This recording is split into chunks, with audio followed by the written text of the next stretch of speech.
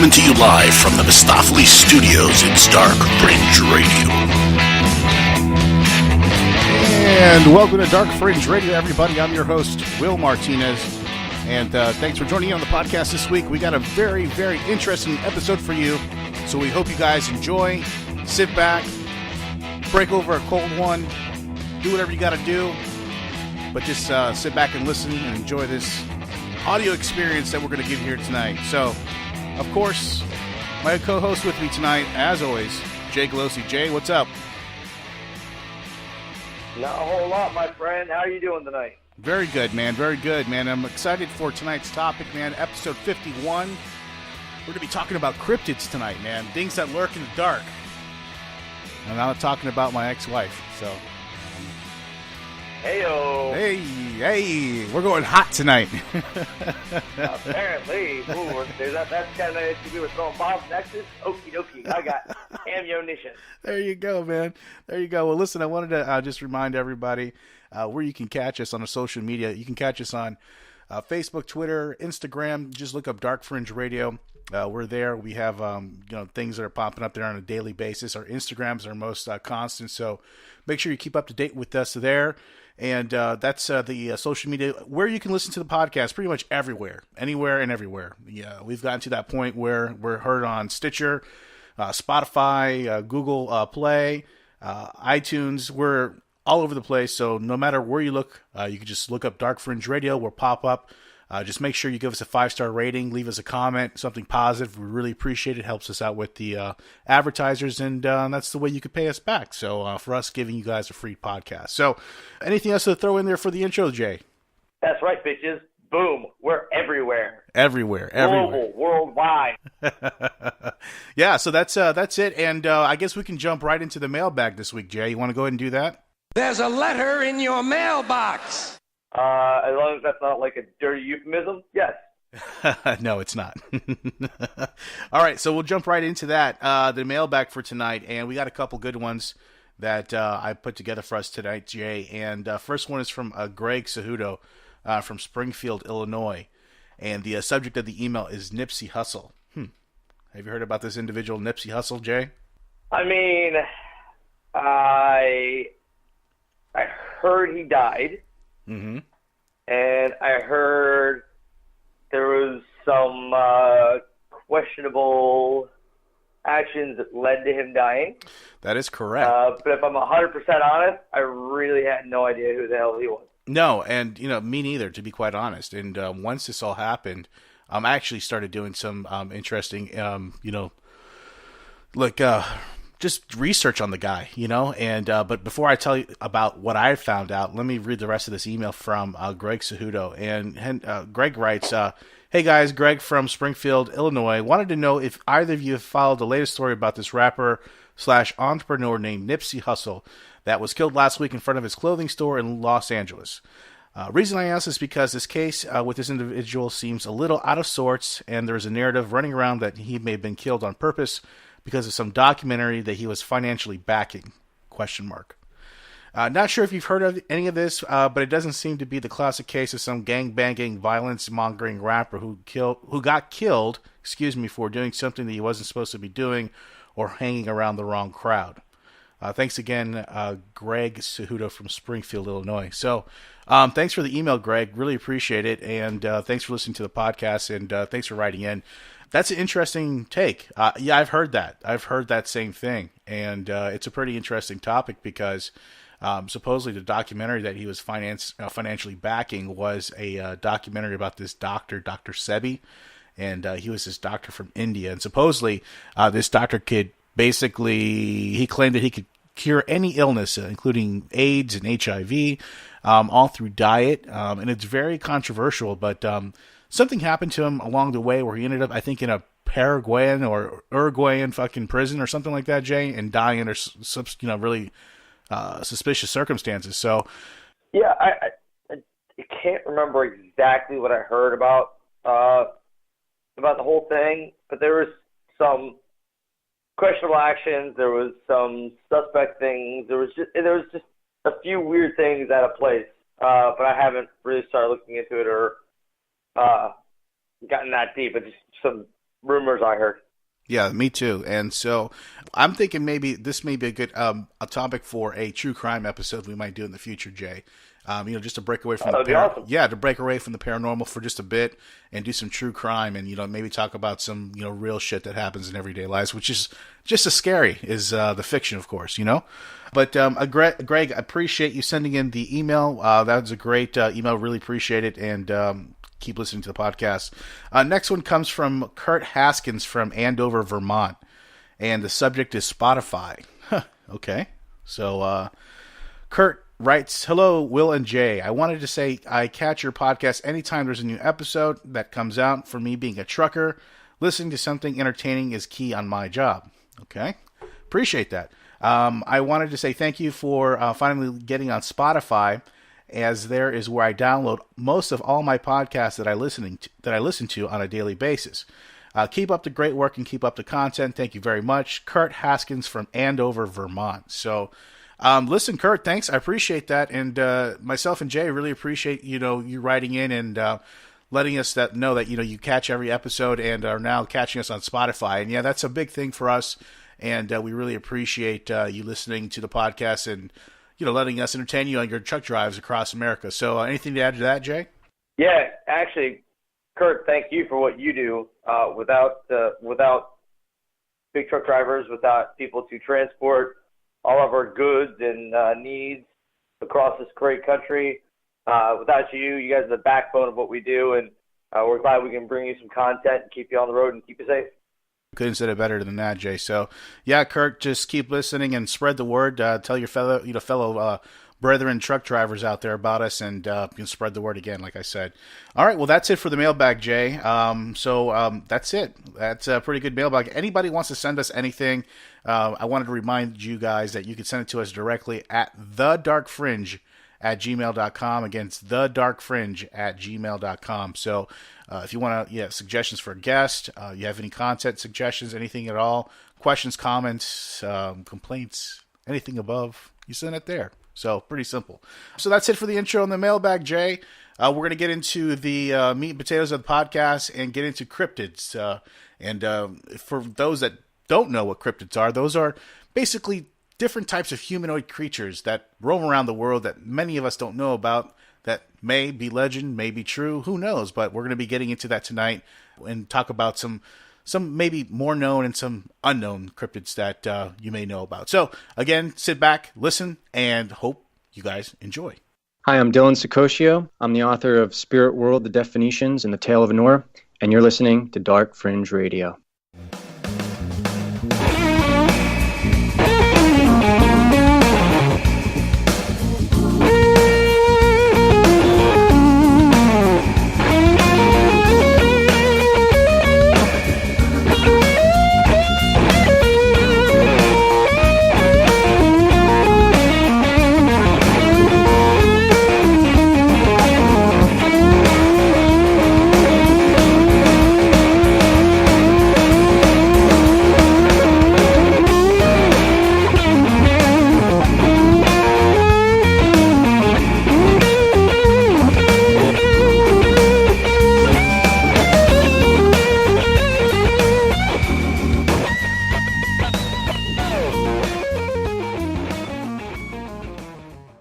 All right, guys, thanks, and welcome back to Dark Fringe Radio. Tonight we're going to be getting into cryptids. Cryptids is a very interesting topic that was actually a topic that was suggested to us by a listener in a mailbag segment that we had a few weeks ago, Jay. We thought it was really interesting, and we wanted to kind of pick apart maybe about 3 apiece between me and Jay, different cryptids around the world that maybe some may know and some may not know. So some really interesting topics we're going to talk about tonight, some interesting creatures. So we're going to start off with Jay tonight. Jay, what do you have for tonight, starting off with the cryptids? Well, I'm going to start off with probably the most well-known one, certainly the one that has the biggest following and the biggest believers in its existence. It's found all over the world. It goes by all kinds of names, but we know it here in America as Bigfoot. The so-called missing link or possible missing link, this thing that has been eluding our gaze for so long. There's pop-up retail stores. There's fake-ass documentaries on History Channel, or I guess it's just History Now. You've got people saying that it could be anything from an orangutan to so many things. Bigfoot it's interesting because it's something that we heard a lot. Obviously, it's like the first monster you hear of is Bigfoot. Especially us growing up in the 80s, then you had the monster truck Bigfoot, which only made it that much more interesting. Absolutely. And then you see the plaster footprints, and how many people have gone out looking for it or have heard the branches break, was walking behind in the woods. It's such a monumental, such an instrumental of this topic, these mythical creatures.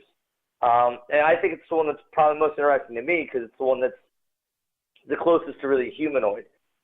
If you watch some of those video footage, how it moves, how it acts, it could very easily be the next gap between us and apes. Yeah, it could very well. It could very well may be. Do you think, Jay, though, that since there's so many different variations all over around the world, that gives it that much more credibility for it existing? No. Really? Okay. Explain. So every video I watched, obviously some of the first video clips were grainy and almost impossible to really tell. I know somebody at one point had come up saying they had hoaxed it as a Bigfoot. And like everything else, you gotta look out for people who are doing something silly, doing something sneaky, or doing something that isn't real. And the two most recent things that pop up to me is, first off, there was a documentary on the History Channel called, I believe it was Capturing Sasquatch. Yeah, that's correct. And it was found to be more scripted than reality. A lot of those things were set up. It came to nothing. It was a huge debacle. Actually, the History Channel has tried to since cover up and scrub out of their history, so to speak. Yeah, take it out of the tape rotation, right? Yeah. Yeah, it's history trying to erase history. What's that thing? It's amazing, isn't it? One of the most recent videos that's out there is actually a video. It's called the Seneca Lake footage. Now, have you seen this, Will? No, not at all. All right, so it's like the trail camera is set up, and it's this perfect little walking trail that you can see, and out of nowhere, the Sasquatch walks out across and just kind of slowly like lumbers across the street, right? Right. So, or across this little trail. And then the guy comes back in, he's like measuring this foot. It was like a 6 footprint. And really? He's like, yeah. And it's going to have a 6 foot long stride. And if you watch the video, there's no way it took a 6 foot stride. Right. Like that's a ginormous step. It was like 10 feet tall. It didn't look 10 feet tall. In fact, it looked like somebody kind of dressed in like a Muppet suit, if I'm honest. Oh no! It was one crap. of those gully suits like they use in the army. Kinda, maybe with some like hair stuck on it, but it was obviously, to what I saw, like I didn't believe it. Right. So I've yet to see anything that swayed me towards believing that Bigfoot is real. For me, nobody's ever found bones, which at some point we would have found skeletons. We've found skeletons, things like Tyrannosauruses and things like that. We would have found Bigfoot bones. We've never found a single Bigfoot bone. There's no skeleton that's ever been recovered. They've never really been seen or captured in the wild like any other wildlife. So for me, it's mythical. It's genesis of getting into the world of the cryptids, but I don't think it exists. So you don't think it exists. So do you think maybe more that it may be falling on the spiritual side, maybe on the folkloric side, especially because where the Bigfoot really originates from is the the Native American, belief where they think Skinwalker. Yeah, exactly. It's a skinwalker. That's why the name Sasquatch, where it comes from, that's what they call it in Indian or the Native American tongue. But yeah, I mean, maybe it's a spirit-like animal. Who knows? Do you think? I mean, that's an angle I've never thought about. Yeah, that's a very interesting angle to think about. I don't know. I kind of go into these thinking, are they more legend based on hearsay, or could there be something to this? The ones that kind of have interesting and invoking stories.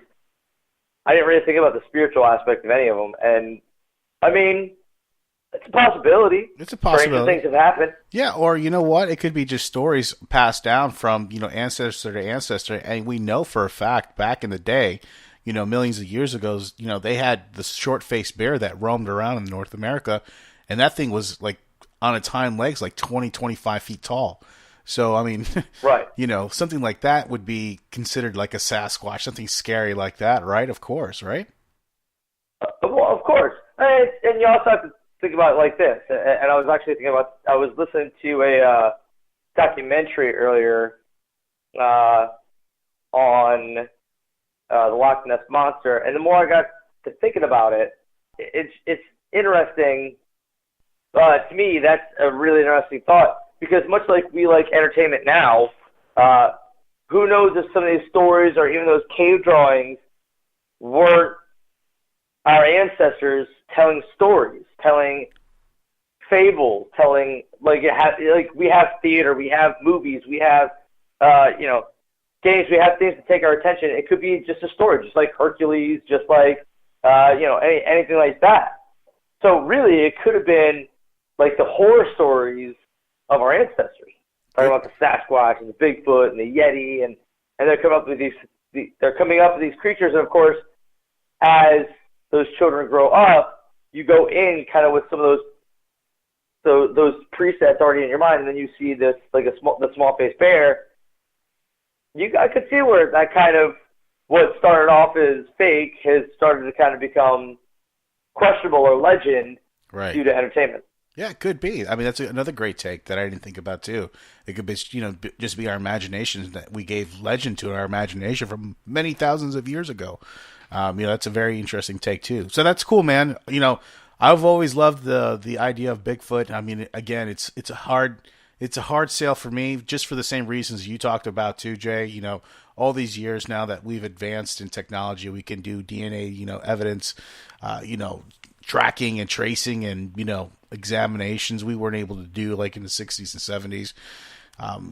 We've not encountered anything like that. No hair samples, no nothing, and it's hard. It's hard to you say that you're going to find bones too, because the woods is a very unforgiving place. Even your bones get scattered over time. You know what I mean? Just with the animals that are in the wildlife. So, I mean, they just pick away at you little by little. Right. But we found complete skeletons of other animals. That's true too. You're right. We've never found one single bone from a Bigfoot.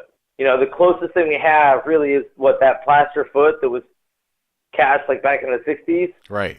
And when you look at the scale and the size of it, again, you're talking about 20, 25-foot creature.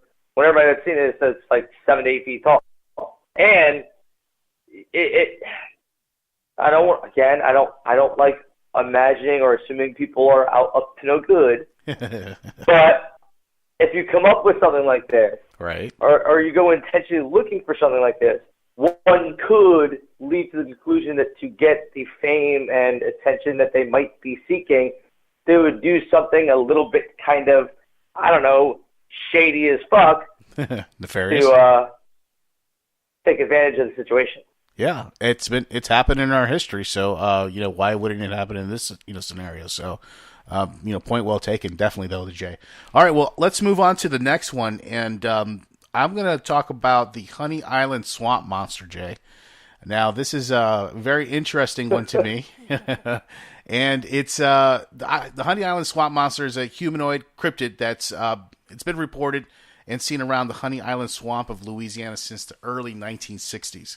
It was first reported in 1963 when two fishermen, Harlan Ford and his friend Billy Mills, were searching for an abandoned cabin, and they spotted a deep crevice down this the side of this wall, and all of a sudden he said that he saw this huge just animal looking back at him. The friends reached for a clearing when they spotted the creature, so they kind of got out of the way, but they just kept his eye on him, and they just kept this eye contact with this thing, and they were just kind of mesmerized just looking at it, Jay. That's how they were describing. They were describing the creature. Ford, he said that it was like nothing he had seen before. It was like ugly and sinister looking, something from like a horror movie. And in 1974, Ford and Mills returned to the area on a duck hunting trip, and the two found several dead boars and their throats just completely torn out along the way. Now, then they realized that the boars were too far away from the water to have been killed by alligators, because that's the only thing that can kill a boar out there is an alligator. So for them to figure out, okay, you have these boars here that their throats are completely ripped out, but they're nowhere near water, that's not an alligator. So that's when they kind of put two and two together, and they were suspicious of what was going around in that area. And from ever since on, there's been the legend of the Honey Island swamp monster, and people are constantly trying to capture this thing, just like Bigfoot, Jay. They're trying to catch plaster footprints. They're trying to put trail cams and trying to find some type of footage of them. But they describe this thing as like a reptilian. It's like a half reptilian, half like ape monster thing. So it's not like a full ape. It's like half reptilian, half ape. Then they say it's about 7.5 foot tall, and it weighs between 400 and 500 pounds. And it's also known as the Louisiana. That's a big ass misbreed. Exactly. And imagine something like that you encounter in the woods. And it's also known as the Louisiana Wookiee, and it's covered in a thick coat of like matted gray and brown hair, like swamp weed. And so they said this primitive creature, has long been blamed for deaths of livestock, mysterious disappearances of children in the area. A lot of the lore of what the people talk about in the region is that the Honey Island swamp monster might be a product of a union between a chimpanzee and an alligator. So they think something may have happened. Why I call it a mixed breed? Yeah, there you go. So He's got jungle fever. Got something. She's got jungle fever. So yeah, you got this really odd creature out here in Louisiana woods and swamps, man. That's just really it's a legend, and everybody knows about it. Everybody talks about it, and a lot of people see it all the time. I have a quick video here, Jay. I want to play real quick if you don't mind talking about that, okay?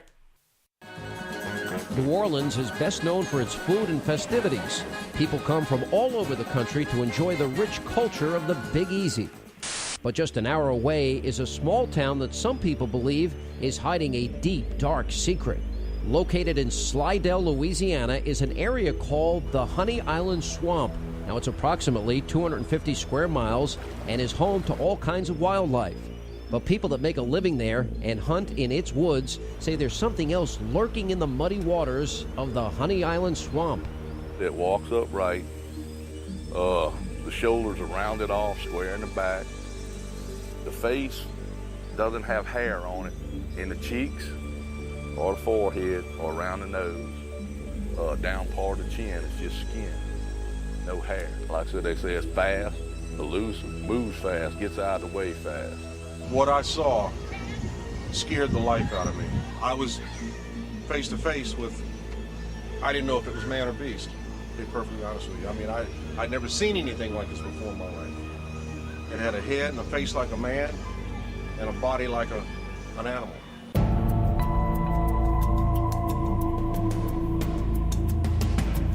The legend of the Honey Island Swamp Monster dates back to 1963. A pair of wild game hunters claimed that they encountered a huge and unusual creature in the woods. 10 years later, one of the men, Harlan Ford, said that he found gigantic footprints in the mud. Believing that they came from the elusive creature, he made a plaster cast of the tracks as proof. Now, this was the first documentation of the mysterious creature, and with that, the legend of the Honey Island Swamp Monster was born. My grandfather said what he remembered most was the big amber color eyes. He said it stood upright and it had the long arms, but it was very hairy, long, dingy hair, like a grayish. Sometimes they say it's like a gray, muddy look. Then some people have said it had a reddish tint to it. And my grandfather poured the first plaster castings that were studied by cryptozoologists. Ford's granddaughter, Dana Holyfield, and her husband, Terrell Evans, live right next to the swamp and say people are always contacting them with their own harrowing experiences with the Honey Island swamp monster. Last year, Dana decided to make her own documentary, The Legend of the Honey Island Swamp Monster. The film examines the evidence of eyewitness reports from people that claim that they have encountered this mysterious creature. I felt like something was looking at me. You ever get that feeling of where something's staring at you? See, a bear is more like round in his back, and this thing had like a flat back with the shoulders. And that's when I knew it wasn't a bear. But once I seen that, I knew it was time to change my mind about whatever I had plans anyway. My first instinct maybe it was a deer or something, but it didn't look right. Well, it actually, when it come across the canal, it actually looked like it was walking across the bottom of the canal, you know. Well, it got up on the other side and just kind of shook its hair off. It looked like kind of like a person, and it went on across. But the most compelling evidence was yet to come. The footage you are seeing right now was shot by Dana's grandfather on Super 8 movie reel film. She discovered the footage while filming her documentary. Her grandmother claims it was shot in the late 1970s. Now, if you look closely, there appears to be a hairy, Bigfoot-like creature walking amongst the trees. He was in a tree blind, and there's something that crosses through the swamp on foot, but you could tell it's not human, it's hairy. While making her documentary, Dana and her husband discovered fresh tracks in the woods. This track was a more recent track we found in the Peach Lake area when a hunter had been out there, a fisherman called Terrell and told us that they had found some tracks. These are the three-toed, and this is a little fourth thing on the side.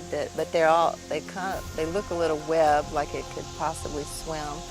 A cryptozoologist that examined them, Lloyd Pye, said, but by the shape of it, he thought it could climb. Dana's father, Dan Holyfield, says that he also came face to face with the Honey Island swamp monster back in the late 1980s. One night after returning home from a turkey hunting trip, Dan says that he hit something with his boat. At first, he thought it was simply a log, but after shining his light in the water, he discovered it was something else.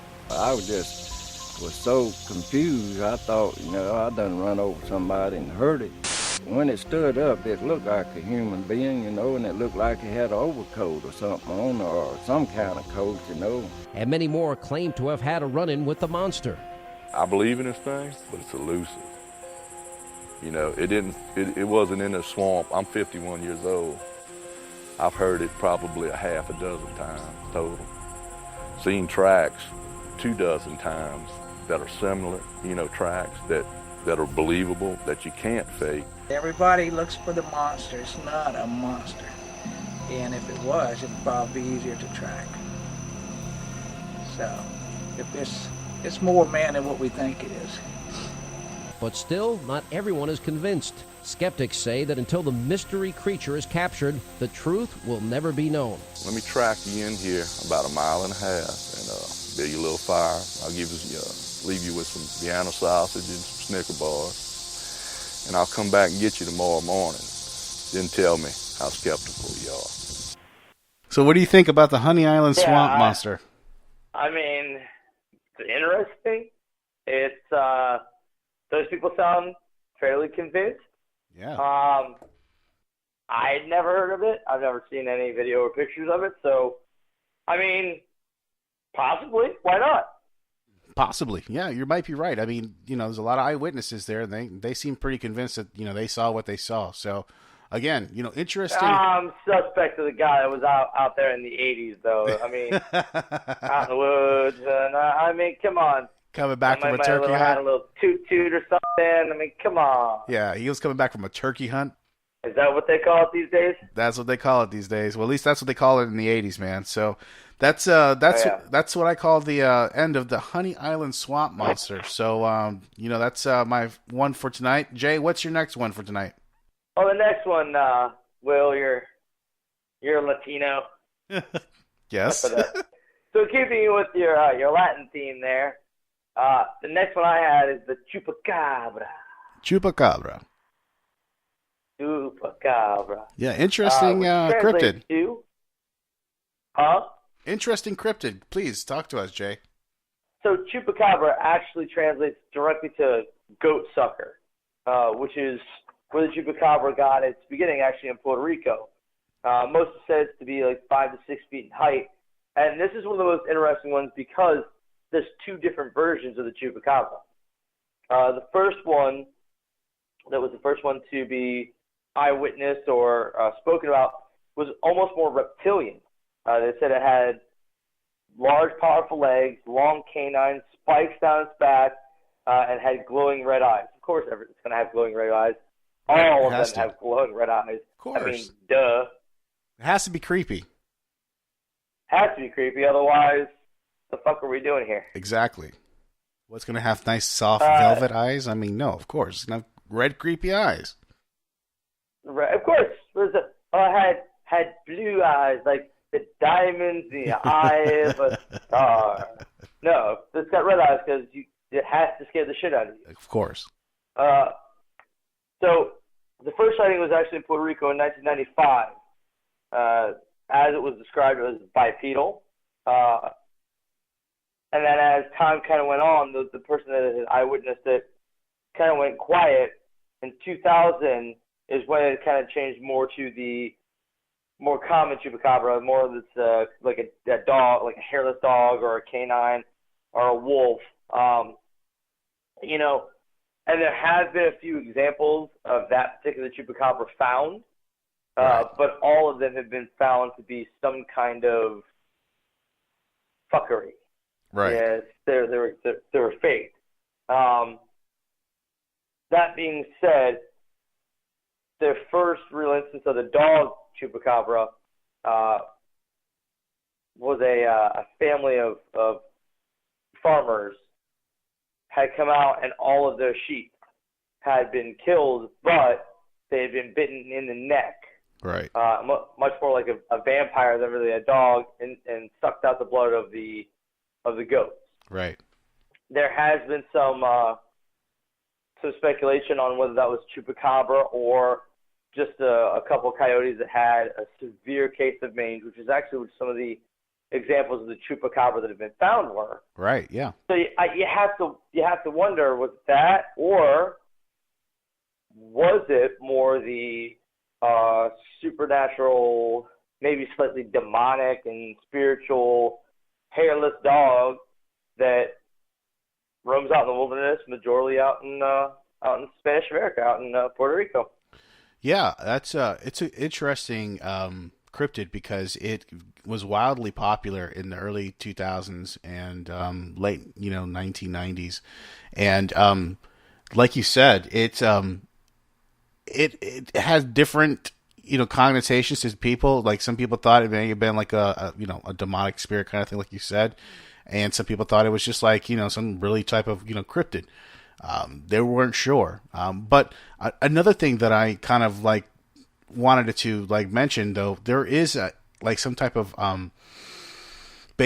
military base on the island of Puerto Rico, and a lot of military research happens on that base. It's in the site of Vieques in Puerto Rico, and a lot of people speculate that the chupacabra was maybe a accidentally released animal that was being worked on in this laboratory in that base. So that's another little corner there that a lot of people speculate and talk about too. That's maybe where the origin of this particular creature comes from. It could be. I thought it most interesting that the two are so different. One's more reptilian and stands up more bipedal. The other one's more like a dog.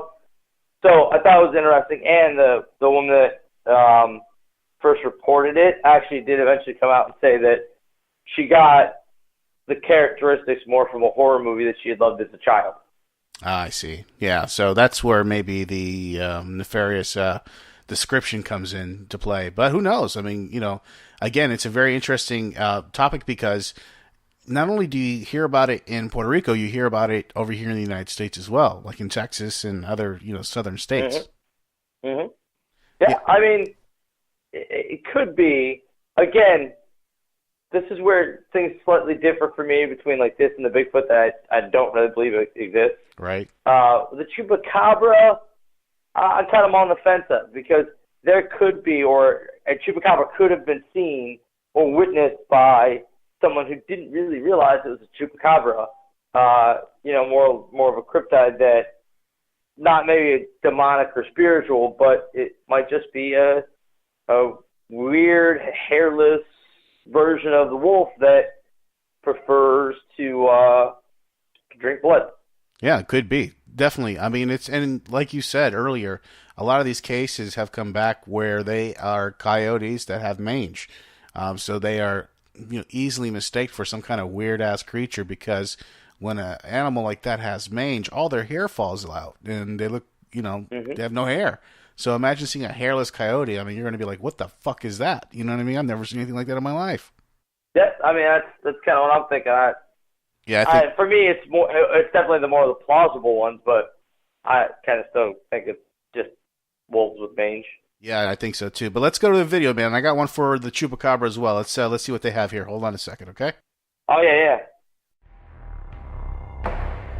Here are the facts. A terrifying force allegedly haunts Puerto Rico, leaving trails of mutilated livestock in its wake. It's called El Chupacabra, the goat sucker. Since the first official sighting in 1987, people across the Americas have claimed to see this monster. The legend is spread across 2 continents and the Caribbean, but no one's sure what it is. Some say it looks like a hairless coyote or a gigantic reptile, that it moves by hopping like a kangaroo. Its eyes supposedly glow red in the darkness. Some people even claim the monster can fly or become invisible. The story grows more outlandish with each passing year. Most people don't think the chupacabra is real. A large predator probably couldn't avoid detection for this long. Most cryptozoologists believe the chupacabra is a hoax. When I visited Puerto Rico, people thought of the chupacabra as a kind of national mascot, not an actual monster. But others throughout Latin America swear the chupacabra exists. Cattle mutilations reportedly accompany sightings of the beast. Although the first official reports of chupacabra attacks came from Puerto Rico, indigenous tribes across South and Central America share ancient legends of similar vampiric creatures. But again, how could such a large creature remain hidden? Some conspiracy theorists admit it couldn't, at least not without help. Here's where it gets crazy. What if the chupacabra never existed until a few decades ago? A surprisingly large part of Puerto Rico's population believes the chupacabra is an escaped U.S. experiment. The U.S. Army, they say, created chupacabras and lost control of the creatures. Once these creatures broke out of the lab, they behaved like an invasive species dominating the local ecosystem, sort of like kudzu in the U.S. or the cane toad in Australia. But both kudzu and cane toads are highly visible, so why haven't we seen swarms of chupacabra? And what about the experiment angle? It seems unlikely, but consider this. The U.S. Army has experimented in Puerto Rico before, testing bombs on some islands and allegedly dosing the population with birth control. And during World War II in the Pacific, the U.S. Army left corpses drained of blood to terrify Japanese soldiers and bolster rumors of a local monster. This proves that the U.S. is capable of hijinks, at least in the realm of psychological warfare. It's understandable that Puerto Rican citizens wouldn't trust the U.S. government. Another group of theorists believe the chupacabra is an alien. What appears to be a string of attacks is actually some otherworldly scientific expedition. For evidence, these theorists cite the eerie nature of the attacks. They allege that organs and genitalia are often removed with surgical precision and that reports of UFO activity coincide with the attacks. Some researchers think the incidents are related. They believe the chupacabra is an alien force, and they also believe the U.S. government is trying to catch it. This belief went public several years ago when a journalist in Argentina claimed that several chupacabra-like creatures were sighted in a local mine, and an armed task force from NASA came to investigate. Unfortunately for these theorists, there is currently no proof of their claim. Yet the question remains, what is the chupacabra? I don't know, man. That seems pretty interesting. There's a lot of angles it comes from. Yeah. That's the other thing that makes this one so interesting is its existence, its image, its origins. There's so many options. There's so many kind of little paths to follow. It makes it a really neat thing to pontificate about. Absolutely, absolutely. Well, that's a great cryptid there, Jay, and thanks for mentioning that one. What I wanted to go ahead and talk about next, Jay, is the Chicago Mothman. Now, I'm not sure. Are you familiar with the original Mothman sightings in Silver Springs back in the 60s, I believe? I believe so. I mean, I'm not super familiar with them. Like, I don't know them on like a first name basis. But I've seen their face on the way to the cafe. Yeah, well, the legend has it is back in like 1967, I believe it was, back in Silver Springs, Michigan, I think it was, if I'm not mistaken. They had this particular river, or I'm sorry, this bridge that collapsed. But before it collapsed, many people say that they had seen a flying, like, owl-like creature, perched on the top of the bridge, almost like a bad omen right before it happening. So, so they say that they see this Mothman creature right before this bridge collapsed. And this bridge, when it collapsed, it killed like hundreds of people. It was a very horrible incident, and that happened in that particular city. And unfortunately, that's all it's known for. And now they're saying that they see this particular cryptid in Chicago. Now, in 2017, there was like a triple sighting in like a 3-day period in the Chicago area. That was actually MUFON had actually MUFON, for those that don't know, it's the organization that researches UFOs and like all these kind of different things that people report seeing in the community. So there's an actual organization that does that, and so they're reporting that they have had witnesses come to them in a 3-day span, and it's pretty interesting here, Jay. So these cases took, this all happened within a 4-hour period in 2017, Jay. So let's go to the... You motherfucker. Yeah. Did they? Yeah, I heard that. I got it. You gave some misinformation, and then I called you a motherfucker. Well, let's start with the first case. A witness was out on Lake Michigan, very popular area in Chicago, if you're not familiar with that, with her husband and 2 other couples celebrating a friend's birthday. Lady quoted on saying, "We were out about 2 miles on the lake off of Montrose about 10 p.m. at night," the witness said. "And we were enjoying ourselves when I happened to look up and saw what looked like a giant bat, but not like a fox bat. I looked up and I saw it was like the biggest bat that I've ever seen. And the bat was as tall as my husband, who is about 6'4" tall, or even bigger." The witness described the creature. It was solid black with eyes that seemed to reflect the moonlight. This bat was blacker than the surrounding night sky and was perfectly silhouetted against the moonlit sky. The bat circled the boat 3 times in a complete silence before heading off towards Montrose. And then it quickly blended into the night sky, and then it was gone in seconds. So that was that. And then 5 minutes after seeing the creature, the same witness saw a bright green object traveling north to south on the horizon. It wasn't a plane. It was a brilliant green light that was moving slowly across the horizon. And she said, if I had to estimate, that it was about 2 miles from her position. So after the object was out of her sight, she said she just sat there looking around in just, stunned silence. She said that she began feeling this overwhelming sensation of dread, and she told her husband that she had felt that, it was prudent to get off the water as quickly as possible. Yeah, she tried to get a picture of the thing as it circled the boat, but it was all in black, unfortunately, so there was nothing that she could capture. So 30 minutes later, this is another case, a witness was hanging out with his friends in his local establishment, and as they were coming out around 10:30 at night, they were talking about work and families and all that stuff, and they heard like what sounded like bird flapping wings. And one of his friends yelled out and said, "Hey, look, it's a huge lechuza over the road." And just for you guys who don't know, lechuza that's Spanish for like an owl or like a bird. And it's also like a Mexican, folkloric legend about an old woman who could turn into like a bird. I know it sounds weird, but that's what it is.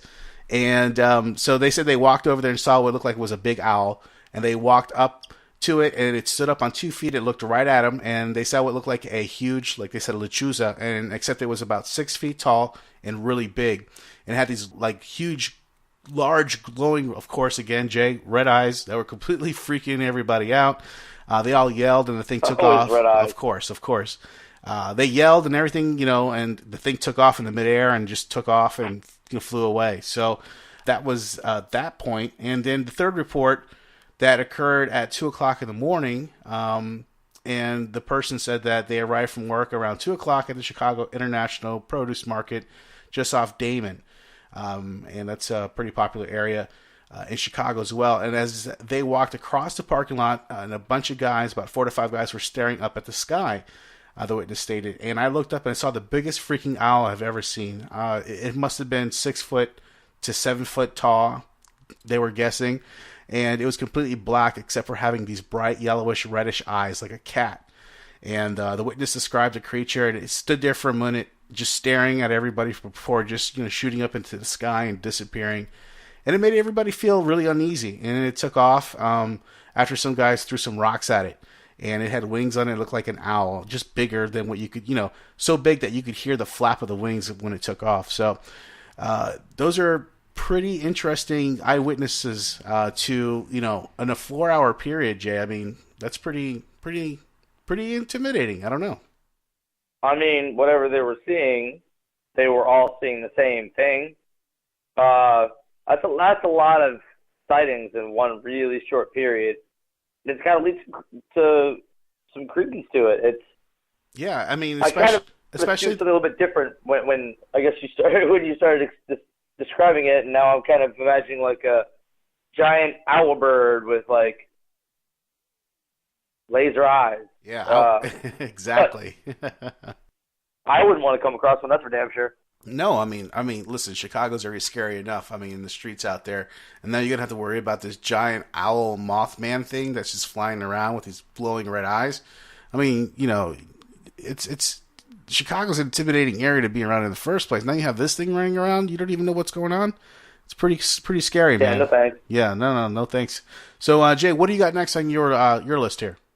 Well, for my final one, to me, this is the most interesting one. It's certainly one of the more lesser well-known ones. It's called the Altai, or the Altamaha, which is... That was good, Jay. Native... Huh? That was a good one. That was good. You did it right. That was awesome. I've been practicing it for like 3 days. Altamaha. Altamaha. How?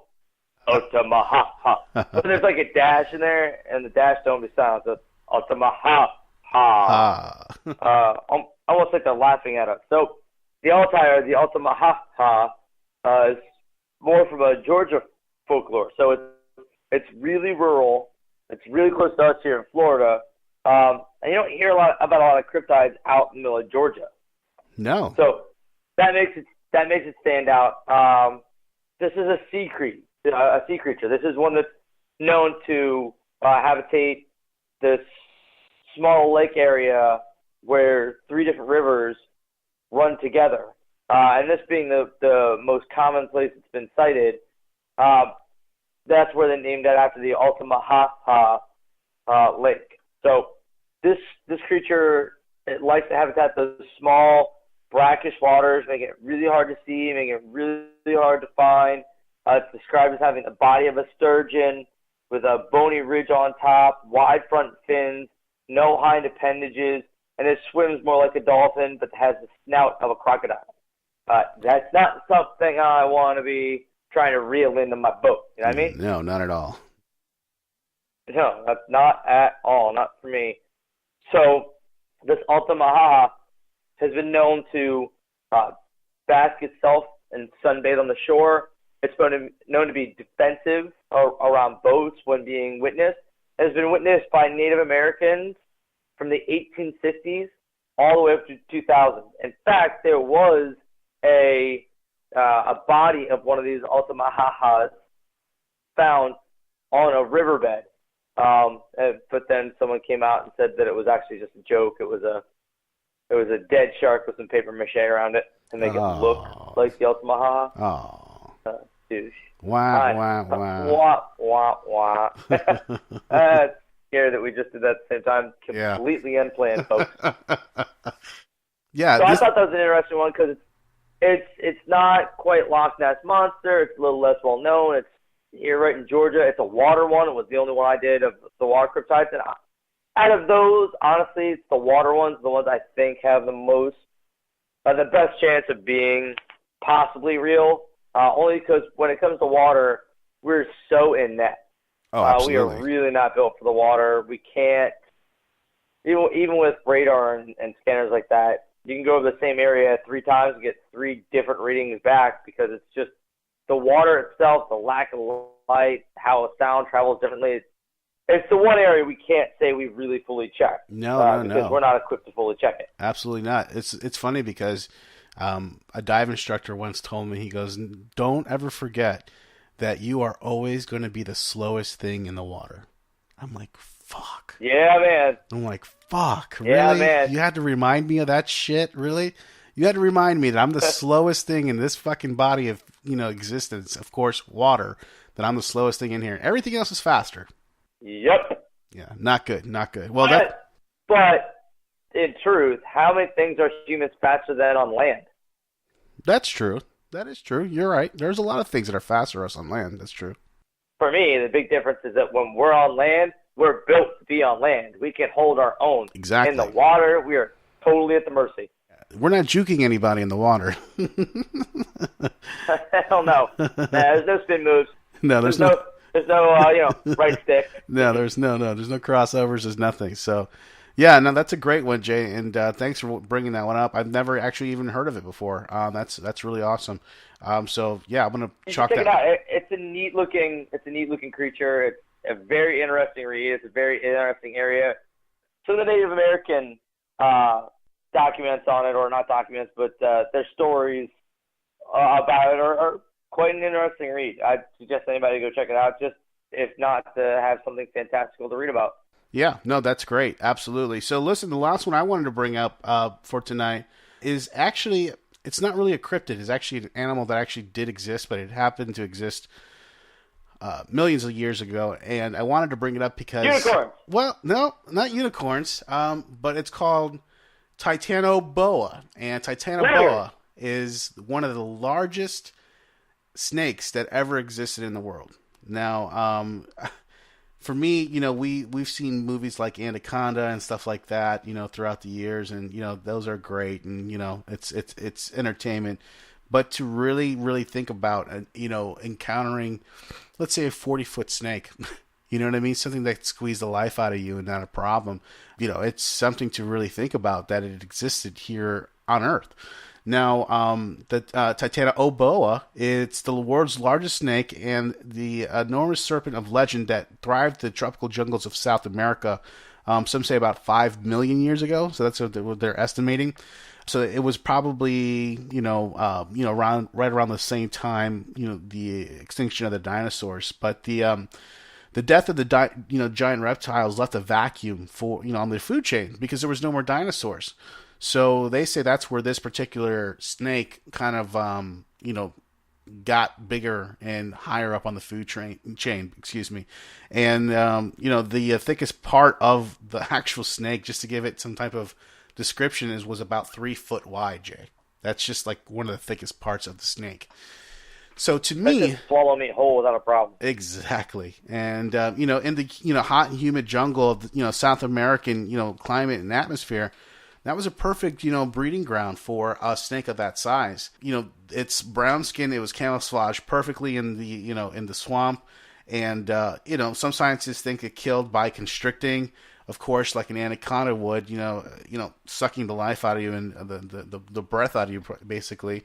And, but some others say that it was so big that it could just literally swallow you whole, like you just said, Jay. Just because of its stunning size and and its capability of doing that. The crazy thing is that they actually discovered the species of snake literally like 20 years ago, Jay. There was this, it was crazy because this guy found this, all these bones, these prehistoric bones of this actual snake, and they took it up to a lab and they figured out it was a new species of snake, and it was 40 foot long. And that's just crazy to me because if you imagine, like, now they find like these giant anacondas, in the jungle now, and we see pictures of them like, holy shit, like, look, there's a 15 or 20 foot anaconda.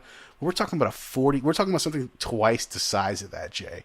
Like something like literally the size, twice the thickness. Imagine just how wide that snake would be. Yeah, yeah.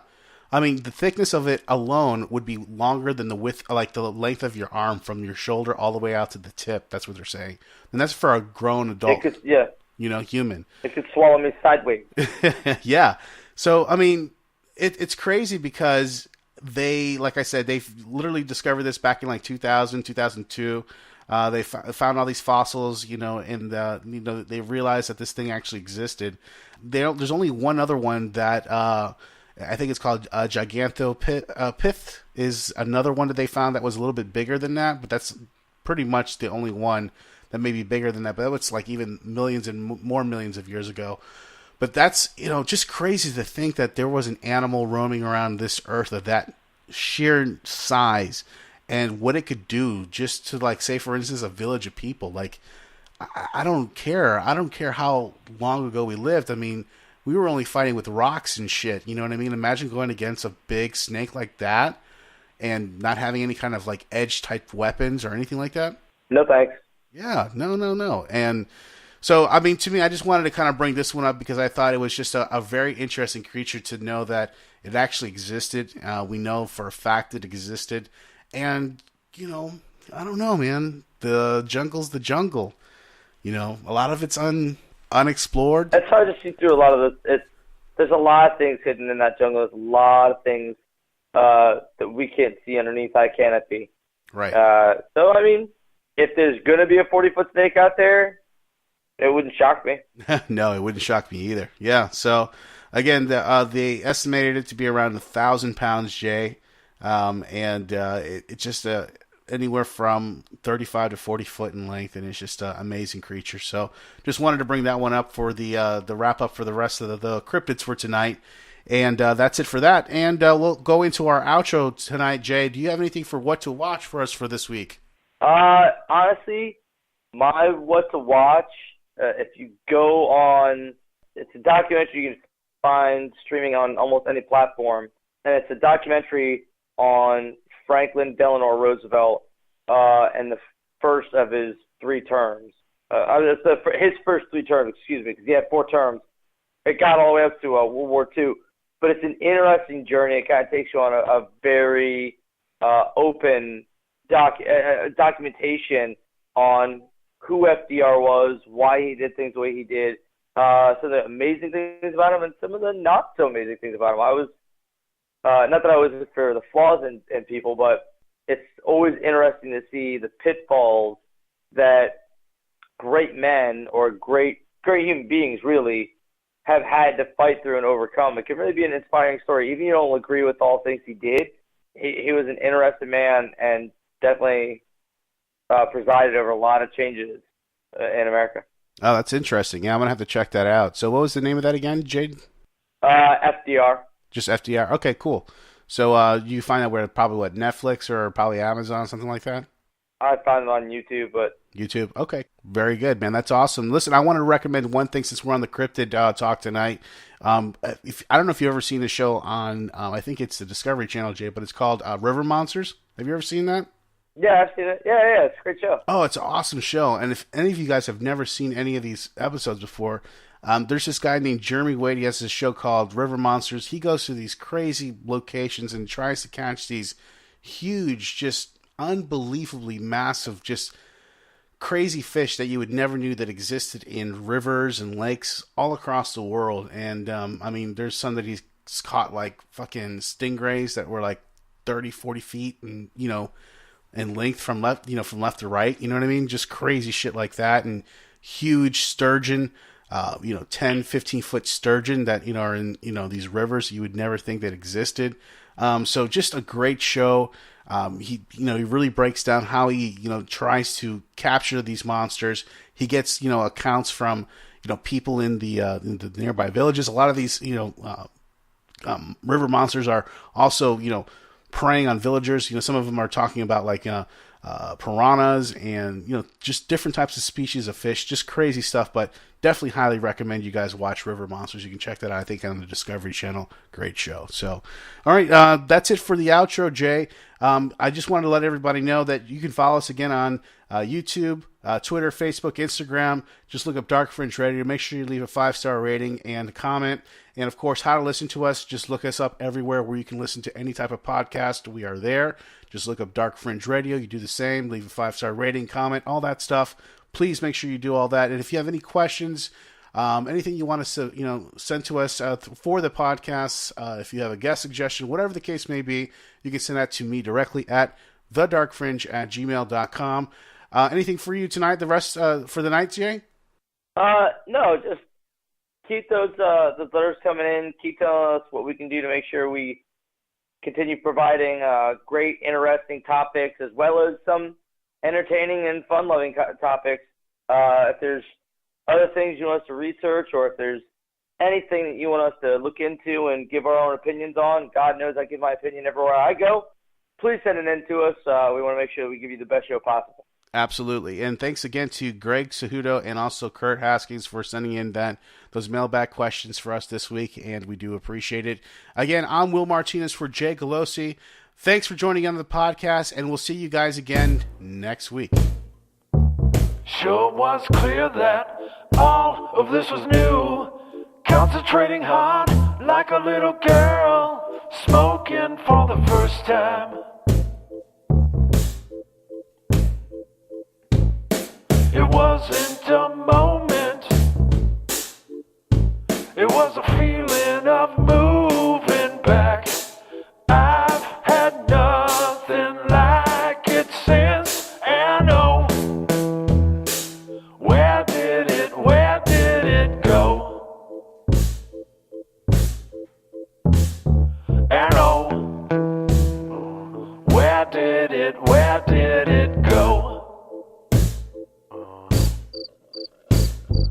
Spent a hot trigger, the atmosphere was filled, a lot of fluid and dirt seemed to be traveling face down.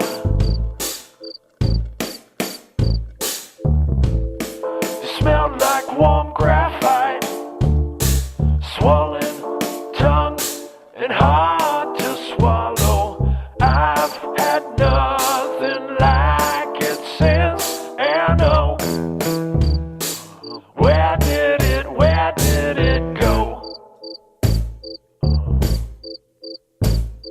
And oh, where did it go?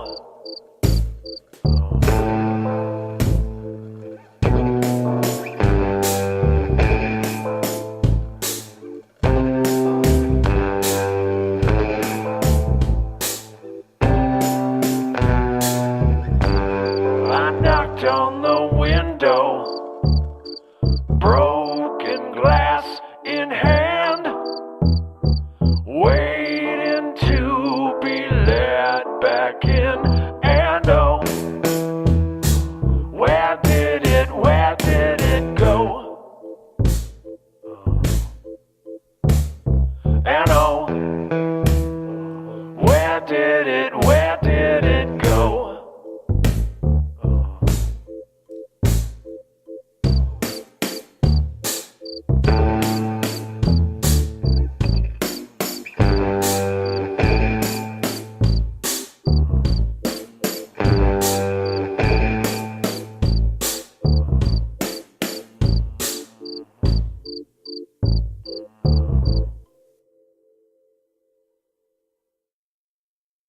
A community off northern Vancouver Island is at the center of an eerie mystery.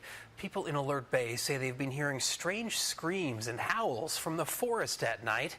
And the legend of the Sasquatch runs deep in their First Nations culture. As CTV's Gord Kurbis reports, some are now wondering if those legends are real. It's an eerie recording captured on a cell phone of something that's making strange howling noises heard throughout Alert Bay. We heard it once, and I didn't get the recording, and then second time I got the recording, and that's when I was on the back porch. Very eerie. The audio was recorded just recently on the backside of Cormorant Island. It's been heard by many all over the island. This summer I've heard it 3 times. I've heard it scream 3 times. But it's been coming here for years. Whatever's been making the noise is heard primarily at night.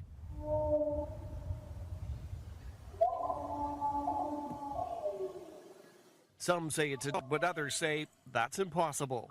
With that volume, absolutely nothing. No dog can make that kind of a noise with that volume. Art Dick hears the vocalizations just outside of his home. He's convinced the calls are from a Sasquatch. He believes the creature is real because of several previous encounters, like several years ago on a remote island further south when a tree was thrown at himself and fellow clam diggers. Pulled the tree right out of the ground.